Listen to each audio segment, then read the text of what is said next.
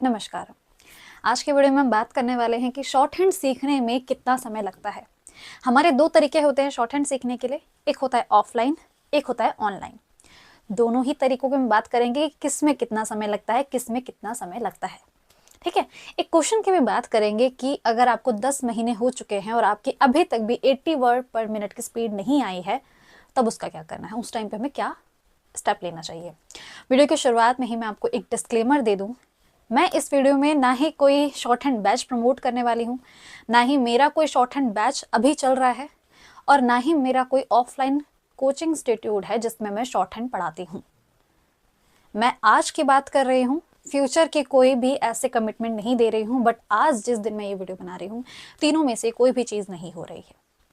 आप इस वीडियो को इसके हिसाब से देख सकते हैं। तो ये बिल्कुल अनबायस ओपिनियन होगा कि जो जो तरीके होते हैं उससे क्या मेजॉरिटी लोगों ने क्या फील किया है, उसी के हिसाब से इसमें बात की जाएगी। चलिए शुरुआत करते हैं। सबसे पहली चीज़ आप यहाँ देख सकते हैं मैंने किस तरीके से डिस्ट्रीब्यूशन लिखा हुआ है, ऑफलाइन और ऑनलाइन। सबसे पहली चीज़ ही जो निकल के आती है कि लोग इन दोनों में से कैसे चूज़ करते हैं। मैं आपको एक चीज़ बताऊंगी, अगर आपके पास ऐसी कोई अपॉर्चुनिटी है कि आपके पेरेंट्स आपके लिए अफोर्ड कर पा रहे हैं, क्योंकि ऑफलाइन कोचिंग सेंटर की फ़ीस ज़्यादा होती है, इस वजह से ऑनलाइन वाले की फ़ीस कम होती है। ये एक बहुत बड़ा फैक्टर होता है कि ऑनलाइन की फ़ीस कम होती है, ऑफलाइन की फ़ीस ज़्यादा होती है, ये चीज़। दूसरी चीज़, आप जिस लोकेलिटी में रहते हैं वहाँ पे अच्छे कोचिंग इंस्टीट्यूट है जहाँ पे शॉर्ट हैंड सिखाई जाती है, तो आप ऑफलाइन की तरफ ही जाइए। बाकी अभी हम दोनों ही तरीकों से बात देखते हैं। ठीक है, ऑफलाइन के अंदर अगर आप अपना कोर्स कंप्लीट करना चाहते हैं तो आपको 3 से 4 महीने लग जाते हैं। एवरेज की बात की जा रही है। अब कमेंट में ये मत लिखना कि मैम मैंने तो 6 महीने में किया, मैम मैंने तो 5 महीने में किया। एवरेज की बात की जा रही है। स्टूडेंट टू स्टूडेंट डिपेंड करता है, कोचिंग इंस्टीट्यूट पर डिपेंड करता है कि वो कैसे पढ़ा रहे हैं, पर 3 से 4 महीने में आपका कोर्स कंप्लीट करवा दिया जाता है। ऑनलाइन की बात करें तो ऑनलाइन का जो कोर्स होता है वो 1 से 2 महीने में कंप्लीट हो जाता है, बिकॉज वहाँ पे पर्सनल अटेंशन आपको नहीं मिल रहा होता है, वो सिर्फ आपको वीडियोस प्रोवाइड कर रहे होते हैं, इसलिए वो बैच आपके लिए जल्दी कंप्लीट करना आसान होता है।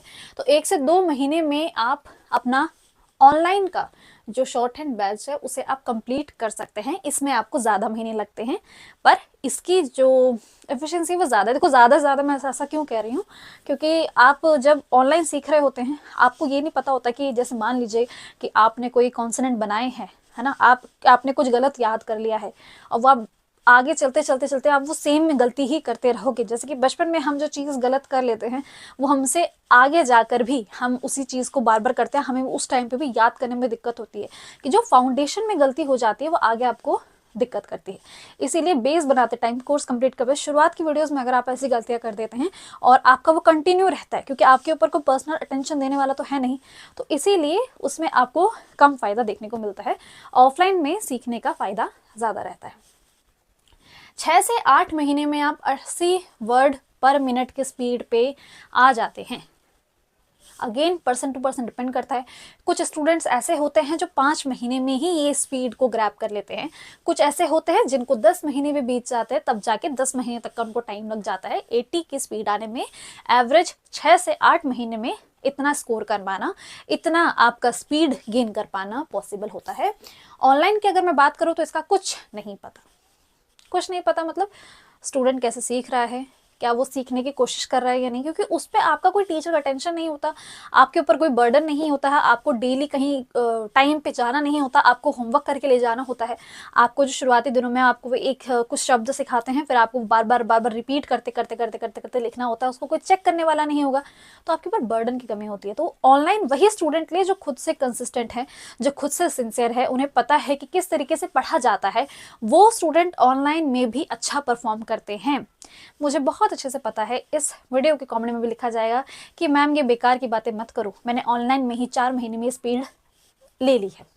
गुड फॉर यू, आप बहुत सिंसियर स्टूडेंट हो और आप स्किल में भी क्वालिफाई कर पाओगे, पर मैं ज़्यादा से ज़्यादा स्टूडेंट की बात कर रही हूँ। ऑनलाइन में हम कुछ नहीं बता सकते। ऐसे बहुत ज़्यादा स्टूडेंट है जो ऑनलाइन पढ़ के नहीं कर पाए हैं गेन स्पीड, उसके बाद वो ऑफलाइन में जाते हैं, और ऐसे भी स्टूडेंट है जिन्होंने ऑनलाइन में भी स्पीड गेन करी है। उन्होंने ऐसे बुक फॉलो की हैं जो कि सेल्फ लर्निंग है, उनको उनकी कीज समझ आती हैं, वो अच्छे से पढ़ पाते हैं, डिक्टेशन देते टाइम भी उन्हें गलतियाँ नहीं होती हैं, तो ऐसे भी स्टूडेंट हैं। ठीक है, आपके ऊपर है कि आप कैसे करना चाहते हो, ये पर्सन टू पर्सन डिपेंड करता है। यहाँ पे तो आपको खींच खाच के डांट लगा लगा के क्या पता ज़्यादा स्टूडेंट के बीच में बेइज्जती वगैरह भी होती है, तो उसमें भी हम प्रेशर में सीख जाते हैं। यहाँ पे ऐसा कुछ नहीं होता है, तो वो स्टूडेंट जो ज़्यादा सिंसियर नहीं होते हैं अपने काम के प्रति, वो ज़्यादा इसके अंदर लैग कर जाते हैं। ठीक है, यहाँ की अगर मैं स्पीड की बात करूँ तो 10 से 12 महीने आपको 100 वर्ड्स पर मिनट के स्पीड पे आने में लग जाता है। कम में भी होता है, ज़्यादा में भी होता है। एवरेज का मतलब ही ये होता है कि इससे कुछ कम भी लोग होंगे, इससे कुछ ज़्यादा भी लोग होंगे, एवरेज का मतलब ये होता है। तो एवरेज आपको इतना टाइम जो है वो आपको देखने को मिल जाता है करते टाइम। 12 महीने तो बहुत सफिशिएंट है। 12 महीने में तो पूरा मतलब आपको 1 साल ऑफलाइन जाना पड़ेगा इस स्पीड को गेन करने के लिए। तो अगर आप शॉर्ट हैंड सीखना चाह रहे हैं और आप ये कंफर्म कर चुके हैं कि आपको स्टेनो में ही, आपके एसएससी स्टेनोग्राफर के एग्ज़ाम में ही आपको जॉब लेनी है, तो 1 साल देना पड़ेगा। हर दिन जाते हुए, हर दिन प्रैक्टिस करते हुए, हर दिन इतने शब्दों को लिखते हुए और same same same same same same word बनाते हुए। शुरू में ऐसा होता है कि नहीं आता है, इंटरेस्ट वगैरह नहीं आता है और बोरिंग लगता है कभी कभी। उसके बाद ऐसा लगता है कितना घसीटा मारना पड़ रहा है। बट जब आप फर्स्ट अपना डिक्टेशन दोगे ना, आपको तब पता चलाएगा कि वो बार बार सेम सेम चीज़ लिखने का जो फ़ायदे हैं वो डिक्टेशन के टाइम पे देखने को मिलता है। अगेन यहाँ पे भी डिपेंड करता है पर्सन के ऊपर। कुछ लोग स्पीड कर पाते हैं, जो कि देखो मैं बता रही हूँ कि आपने वो स्टूडेंट देखे होंगे जो कि हर फील्ड में चले जाएं वो अपना अच्छा ही परफॉर्म करते हैं। चाहे उनको कोई भी काम दे दिया जाए, कोई भी, वो अच्छा परफॉर्म करते हैं। तो जिनके अंदर डेडिकेशन होता है, जो अपने लिए सिंसियर होते हैं, खुद से सिंसियर होते हैं कि मुझे ये काम करना है, मुझे किसी को दिखाने के लिए काम नहीं करना है, मुझे किसी की और की बर्डन की ज़रूरत नहीं है, मैं खुद काबिल हूँ अपने आप से ये चीज़ें करने के लिए, वो कहीं पे भी करेंगे। वो बच्चा चाहे ऑफलाइन में चले जाए या ऑनलाइन में चले जाए, वो सीख के ही आएगा, है ना। तो मेरे को तो मेजॉरिटी की बात करनी है, ऐसे स्टूडेंट हैं कितने, मुझे तो मेजॉरिटी की बात करनी है ना, उसी हिसाब से मैं बात करूंगी। जैसे कि मैंने कहा, मैं कोई भी चीज़ प्रमोट नहीं कर रही हूँ इस वीडियो में। इस वीडियो में एक भी चीज़ ऐसी नहीं होगी जो मैं आप प्रमोट करूंगी, तो मैं बिल्कुल अनबायस्ड ओपिनियन दे रही हूँ। ठीक है, तो ये चीज़। अच्छा, मैं एक और चीज़ आपको बता दूं, मैं सोच रही हूँ ऐसे एक वीडियो बनाने की। मे भी आप बहुत टाइम बाद इस वीडियो को देख रहे हो तो आप देख भी चुके होंगे कि ऑफलाइन कोचिंग इंस्टीट्यूट में भी काफ़ी ज़्यादा डार्क रियलिटी है देखने की। बट मैं आपको ये ज़रूर कहूँगी कि जब आप ऑफलाइन जा रहे होते हैं ना, ऑनलाइन में तो आप पैसे एक बार में भर देते हो, जो कि फ़ीस ज़्यादा नहीं होती है, तो वो पैसा भर दिया जाता है। ऑफलाइन में जब भी आप जाते हो तो कुछ इंस्टीट्यूट ऐसे होते हैं जो कहते हैं कि आप एक ही बारी में फ़ीस दे दो, तो 15 से 20 हज़ार रुपये, डिपेंड करता है स्टेट के हिसाब से भी, कहीं के भी कम हो सकता है, कहीं के भी ज़्यादा हो सकता है। मैं एक अच्छी स्टेट के हिसाब से बता रही हूँ, आपकी XYZ सिटी के हिसाब से एक सिटी के अंदर आपका ये रेट मांग लिया जाता है कि आप इतने हज़ार रुपये, 15 से 20 हज़ार का बीच का ये होता है, इतने हज़ार रुपये आप दे दीजिए, इतने महीने में आपका कोर्स कंप्लीट करवा देंगे। जब तक आप रहेंगे, जब तक आप सीखेंगे, आपका ये होता रहेगा। मैं आपको एक सलाह देना चाहूँगी, जब भी आप शॉर्ट हैंड सीखने जा रहे हैं, एक टाइम की पेमेंट कभी मत करिएगा।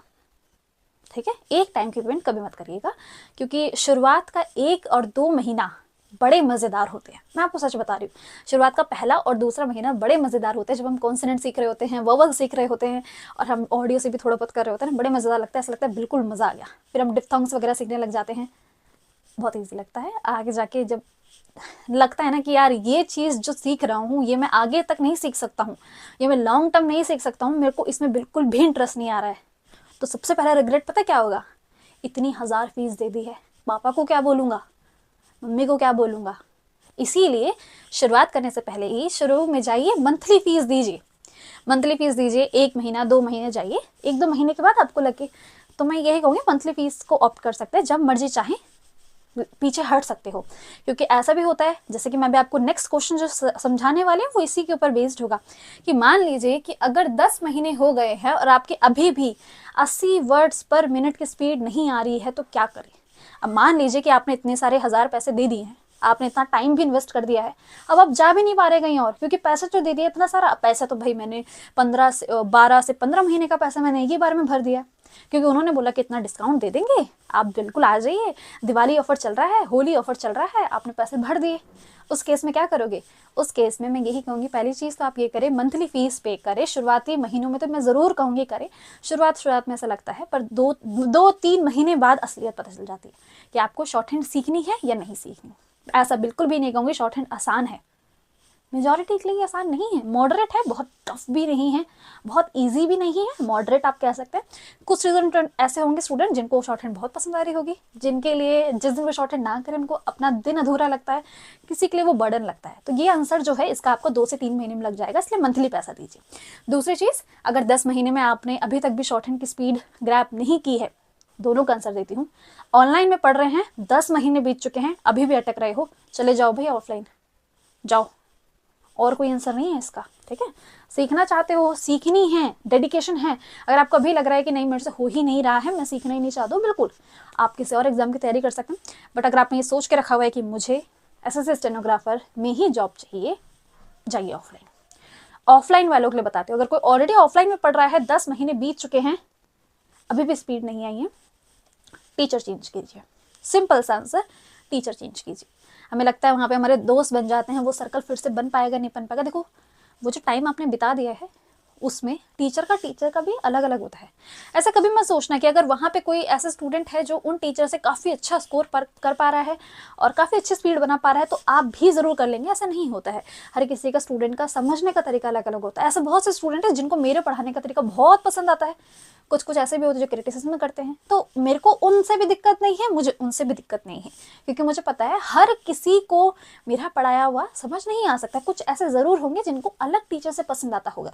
उसी तरीके से शॉर्ट हैंड में भी कुछ ऐसे होंगे जहाँ पे आपको कोई और टीचर की ज़रूरत पड़ेगी। कहीं और जाइए, बात कीजिए कि आपने सिलेबस कंप्लीट कर लिया है, बस आपकी स्पीड नहीं बन पा रही है, वो आपकी कमियाँ निकालेंगे, तब आपको समझ आएगा कि क्या जो मैंने डिसीजन लिया था वो बिल्कुल सही था या नहीं था, ठीक है। एट द एंड मैं आपको कंक्लूजन क्या दूंगी, इस वीडियो का कंक्लूजन क्या है, क्योंकि इसके बाद तो आप कमेंट करेंगे मैम आपने तो और कंफ्यूज कर दिया, है ना मैम आपने तो और कंफ्यूज कर दिया, मैं तो बहुत क्लियर था और आपने तो बहुत ज़्यादा कंक्लूजन कर दिया। अब इसका कंक्लूजन तो दीजिए कि इस वीडियो का कंक्लूजन क्या है, मैं कहाँ जाऊँ, ऑफलाइन जाऊँ कि ऑनलाइन जाऊँ। मैं बताती हूँ इसका आंसर। देखिए, ऑफलाइन में सिलेबस कंप्लीट करने के लिए आप बिल्कुल जा सकते हैं, अगर आपके पास ये अपॉर्चुनिटी है। मैं उन स्टूडेंट की बात नहीं कर रही हूँ जिनके पास पैसे की कमी है, फाइनेंशियली वो इतने ज़्यादा अच्छे नहीं हैं, मैं उनकी बात नहीं कर रही जो ऐसे लोकेलिटी में रहते हैं जिनके पास ऐसे कोचिंग इंस्टीट्यूट है ही नहीं, आपके पास सिर्फ एक ऑप्शन है, ऑनलाइन जाइए। मैं उनकी बात कर रही हूँ जिनके पास ये दोनों चीज़ें हैं। तो सिलेबस कंप्लीट करने के लिए ऑफलाइन जाइए, बेस अगर अच्छे से बनेगा, आगे की बिल्डिंग जो बनाओगे बहुत शानदार बनने वाली है। बेस बनाने के लिए ऑफलाइन जाइए, 4 से 6 महीने कोशिश कीजिए ऐसे डट के, हर महीने फीस दीजिएगा, साल भर की नहीं, हर महीने की फीस दीजिए। सिलेबस कंप्लीट करते टाइम वहाँ जाइए, उसके बाद ऑनलाइन डिक्टेशन सीख सकते हैं। ऑनलाइन सॉफ्टवेयर होते हैं, ना ही कोई सॉफ्टवेयर का प्रमोशन कर रही हूँ, नहीं कर रही हूँ, ऑनलाइन सॉफ्टवेयर होते हैं, वहाँ पे हमारे हिसाब से हम डिसाइड कर पाते हैं कि हमें किस स्पीड पे प्रैक्टिस करनी है, 60 पे, 70 पे, 80 पे, 90 पे। तो देखो मैं ये कह रही हूँ, best of both the worlds. Offline से हम सिलेबस कंप्लीट करेंगे, ऑनलाइन से हम अपनी प्रैक्टिस आगे बढ़ाएंगे। तो प्रैक्टिस के लिए यूज़ करेंगे ऑनलाइन, और आपका मतलब ऑनलाइन डिक्टेशन होते हैं, सॉफ्टवेयर होते हैं, शॉर्ट हैंड सॉफ्टवेयर होते हैं, जहाँ पे आप अपने हिसाब से डिक्टेशन होता है, मैटर होता है। अगर आप कैलाश चंद्रा जी की कर रहे हैं तो वहाँ से आपका दिखाते हैं कि आपका मैटर ये वाला वॉल्यूम है, ये वाला वॉल्यूम है, किस स्पीड पे सुनना चाहते हैं ऑडियो, वो होता है। बहुत अच्छी चीज़ होती है, टेक्नोलॉजी का यूज़ बहुत इंपॉर्टेंट है। मैं ऐसा नहीं कहूँगी कि बिल्कुल वहीं रहिए, ऐसा नहीं है, दोनों चीज़ें करिए, है ना। ऑफलाइन अगर आप ऐसा सोचे कि आप प्रैक्टिस कर रहे हो, प्रैक्टिस करते टाइम भी ऑफलाइन भी कर सकते हो। मान लीजिए आप सुबह अगर आप क्लासेस लेते हैं, सुबह आपने एक डिक्टेशन आप डेली करते हैं और फिर सब आपके सारे ग्रुप के लोग एक साथ बैठ के देखते हैं, तो आपको ये पता चलता है कि आपका कंपटीशन कितना है। और फिर घर आके जब आपका पूरा टाइम है, आप एक और डिक्टेशन देना चाहते हैं, 2 बार तो ट्यूशन नहीं जाओगे ना, एक ही बार जाओगे, तो दूसरी बार जब शाम को प्रैक्टिस करोगे 2 डिक्टेशन आप ऑनलाइन सॉफ्टवेयर से लगा सकते हैं। अब ये मत टाइप करना, आपने और कंफ्यूज कर दिया। मैंने शायद अब बहुत अच्छे से क्लियर कर दिया कि आपको क्या करना चाहिए। जिन स्टूडेंट के पास रिसोर्सेज की कमी है, ऑनलाइन करिए, पर मेहनत से। आप ये मान लेना कि आपकी तरफ से कोई कमी नहीं आनी चाहिए, आप जल्दीबाजी में नहीं कर रहे। और ये मेंटालिटी मत रखना कि अभी ऐसा कर रहा हूँ, जब प्रैक्टिस करूँगा ना तब सब अच्छे से कर लूँगा। नहीं, कॉन्सोनेंट का चैप्टर खत्म हुआ उसी टाइम याद करो, पकड़ो एक नोटबुक, लगे रहो उसमें काम करने में, वो सब चीज़ें करो, ठीक है। यहीं पे हम इस वीडियो का एंड करते हैं। यहाँ पर एक प्लेलिस्ट डाल दूँगी जहाँ पे मैंने शॉर्ट हैंड से रिलेटेड जितनी भी चीज़ें मैंने आपको बताई हैं, स्टेनोग्राफी से रिलेटेड, मतलब कि वो सारी ही चीज़ों की वीडियो आपको यहाँ देखने को मिल जाएगी। और ये कहूँगी, अगर आपको ये वीडियो पसंद आई तो आपको वो भी पसंद आएगा। एंड में यहाँ पे मैं एक टेक प्रोडक्ट्स में मैं आपके लिए कुछ बुक्स वगैरह डाल दूंगी। अगर आपने वो बुक्स नहीं खरीदे तो आप उन्हें खरीद सकते हैं। जो सारी यूजफुल चीज़ होंगी वही यहाँ पे टेक प्रोडक्ट में मिलेगी। लास्ट में टेलीग्राम चैनल है, टेलीग्राम चैनल से जुड़ सकते हैं। न्यू वीडियोस में आपको वहीं पे डायरेक्टली आपको लिंक शेयर किया जाता है, वहाँ जा सकते हैं। और वहाँ पे मैंने एक English short hand book provide की है, उससे रिलेटेड भी अगर एक वीडियो देखना चाहते हैं तो मैं यहाँ डाल दूंगी या तो डिस्क्रिप्शन में डाल दूंगी, वो वीडियो भी देख सकते हैं। यहीं एंड करें इस वीडियो का। चलिए मिलते हैं फिर नेक्स्ट क्लास में।